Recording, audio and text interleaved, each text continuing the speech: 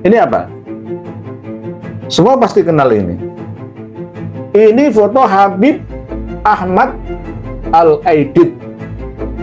Aidid itu suatu kampung yang ada di sebelah barat dayanya Tarim, Kegubernuran Hadramaut, Yaman Selatan. Ini ada surat keterangan dari Rabithah Alawiyah membatalkan, tidak mengakui bahwa Habib Ahmad Al-Aidid ini adalah dzurriyyah Nabi Alawiyin Ba'alawi. Saya bacakan surat pernyataan Jakarta Kamis 21 September 2017. Bersama surat ini, DPP Rabithah Alawiyah beserta Maktab Daimi sebagai lembaga resmi pencatatan nasab Alawiyin menyatakan bahwa DPP Rabithah Alawiyah maupun Maktab Daimi tidak pernah mengeluarkan kisah tentang gembong PKI yang bernama DN Aidid, Dipo Nusantara Aidid, dan menyatakan pula bahwa kisah tersebut tidak benar dan bahwa Aidid tersebut tidak ada hubungan sama sekali dengan keluarga Al-Aidid dan hanya kemiripan nama semata. Sekian, semoga Allah Subhanahu wa Ta'ala menjaga kita semua dari segala macam fitnah. Dewan Pengurus Pusat Rabithah Alawiyah, Ketua Umum Habib Zain Umar Smith, Sekretaris Umum Muhsin Al-Attos. Siapa yang mengeluarkan ini? Ini namanya pembohongan, nggak mau mengakui bolone dewi. Tahun 65 sampai tahun 90 mulai muncul lagi Al-Aidid. Siapa Al-Aidid itu? Ini namanya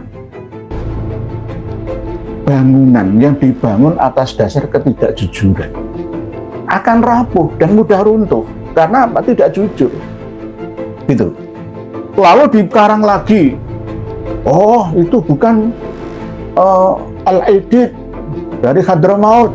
Ada karangan-karangan baru lagi, ngarang cerita. Ya. Kalau nggak ahlinya ngibul itu jangan Ba'alawi lah. Ibaratnya begitu. Oh, itu bukan nama aslinya, itu adalah Ja'far. Ayahnya itu namanya Nuh. Lah, waktu ada seorang saudagar ya dari Hadramaut, dari marga Al-Aidid datang ke Palembang. Itu menikahi seorang perempuan janda ya, yang sudah membawa anak yang namanya Nuh itu. Lalu Nuh itu mengisbatkan dirinya kepada marga Al-Aidid, Nuh Al-Aidid. Lalu setelah Nuh itu menikah ya dengan seorang yang bernama ada yang mengatakan Aminah. Terus akhirnya memiliki anak yang bernama Ja'far. Nah, ketika Nuh dan ibunya meninggal dunia, Ja'far ini akhirnya diasuh oleh bibinya di Jakarta. Karena yatim piatu, katanya ini kan ngarang. Ini tak kasih contoh ngarangnya mereka itu seperti ini. Nah, Ja'far inilah yang akhirnya merubah namanya menjadi Dipa Nusantara. Dipa Nusantara, Dipa Nusantara.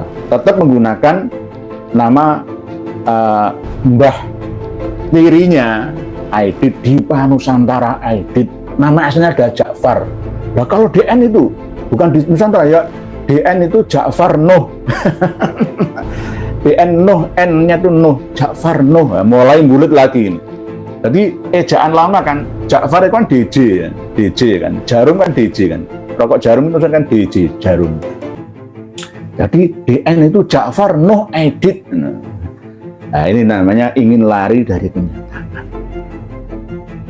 Al-Habib Ahmad Al-Aidid bin Abdullah Al-Aidid Bangka Belitung.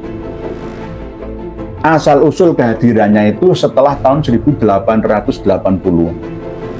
Saya melacaknya, jujuk pertama kali ya jelas ke Aceh, lalu sampai ke Sumatera Barat. Dari Sumatera Barat hijrah sampai ke Bangka Belitung. Ya, saya lacak sudah. Ada kitabnya, ada kitabnya, ada referensinya. Marga Al-Aidid itu. Lalu Ahmad Al-Aidid itu bergabung ya dengan Partai Terlarang. Saat usia sangat muda, Habib Ahmad Aidid, DN Aidid, ya masuk ya ingin membebaskan diri ya dengan janji-janji ya. Nanti orang-orang miskin ini akan dibagi-bagi bersama. Tanah-tanah itu sebenarnya milik para konglomerat itu kita rampas, kiai-kiai feodal-feodal itu, priai-priai itu kita rampas, ini bagi-bagi bersama. Kalau nggak gitu nanti sosialis nggak berjalan di Indonesia. Hati memiliki pemahaman Marxisme, Karl Marx, ya. Itu Aidit. Di usia yang masih sangat muda itu. Beliau meninggalnya usia 42 tahun. Punya anak 5. Habib Ahmad Aidit, Sekjen, Sekretaris Jenderal Partai Komunis Indonesia. Habib Ahmad Al-Aidit. Anaknya ada 5. Yang 3 ini berada di luar negeri semua. Dan yang 2 ini ada di Indonesia. Tinggal 1 yang di Indonesia sekarang, Ilham Aidit. Ilham sama Irfan itu anak kembar. Istrinya Habib Aidit itu ya Sutanti, dokter Susanti, ya orang pribumi, orang-orang kita ini sendiri.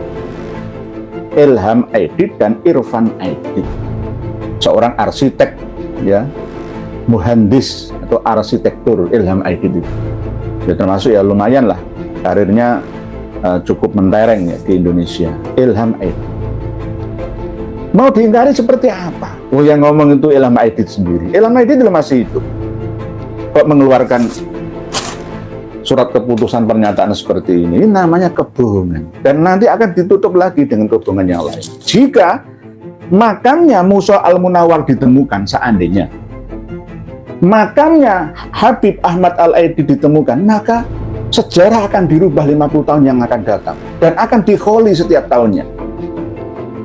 Wah, dulu itu korban Orde Baru, dibalik faktanya. Lalu ini dianggap sebagai pahlawan karena makamnya tidak ditemukan, ya, dieksekusi pada tengah malam di Boyolali, ya, Solo, Boyolali. Yang Musa Al-Munawwar dibakar langsung. Yang Musa Al-Munawwar dibakar langsung di depan SDN yang ada di Ponorogo sana itu. Jadi nggak ada makamnya.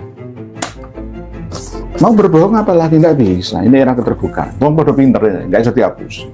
Kecuali orang yang seneng ngapusi, akan tetap ngapusi dan ngapusi, menipu dan menipu, menutup kebohongan satu dengan kebohongan yang kedua, ketiga, dan seterusnya. Itu namanya dajjalun kadzabun. Qoribun min salasin. Dia 27 lah. Macam, bisa organisasi, bisa perorangan, bisa negara, bisa kiai, bisa ustadz, bisa habib, bisa saya. Nah, saya juga kemungkinan bisa terindikasi ya virus dajjalun kadzabun. Ya, saya mengaku sendiri jika saya berbicara tanpa data. Saya paling takut karena ini nanti yang mendengarkan saya ini orang-orang terdidik, orang-orang ya cerdas semua. Orang-orang yang sudah tercerahkan semua, terus saya ngomong, saya enakku dewe, oh, saya di alam barzah dikaploki malaikat. Di akhirat saya nggak dapat syafaat Rasulullah SAW. Bahaya. Untuk apa saya hidup nggak ada 120 tahun lah, nggak disi kerso lagi. Terus saya gunakan untuk membuat mafsadah, meninggalkan generasi saya yang tidak saleh-salihah, ya. Untuk apa hidup ini?